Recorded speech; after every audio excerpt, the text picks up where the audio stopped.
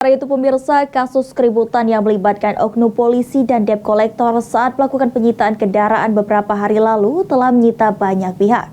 Dengan adanya kasus itu, YLKI Sumsel meminta supaya pihak leasing yang memerintahkan debt collector untuk melakukan penyitaan kendaraan untuk ikut panggil dan dilakukan pemeriksaan oleh polisi.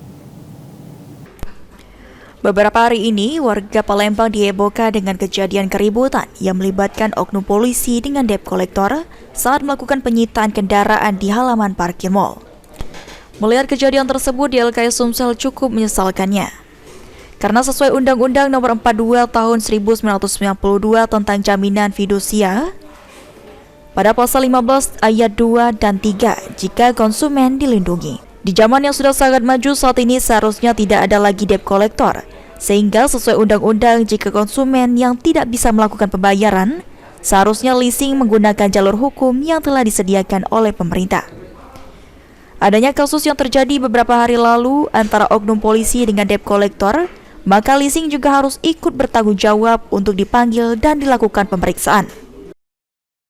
Penegak hukum untuk melakukan penyelidikan, sampai ke akar-akarnya siapa yang menyuruh atau memerintahkan kolektor ini untuk melakukan penarikan tanpa adanya bekal surat daripada perintah pengadilan.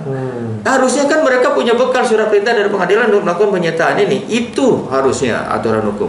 Terlepas konsumen ini mempunyai etikat baik atau tidak baik, itu yang harus dijalankan dulu oleh pihak leasing adalah melibatkan pihak pengadilan negeri dalam hal ini surat penyitaan apabila diperlukan. Sementara itu, yang Ketua Komisi 1 DPRD Sumsel mengungkapkan, jika dalam proses penyitaan tidak bisa dilakukan serta-merta intimidasi, dan yang bisa melakukan penyitaan ialah pengadilan.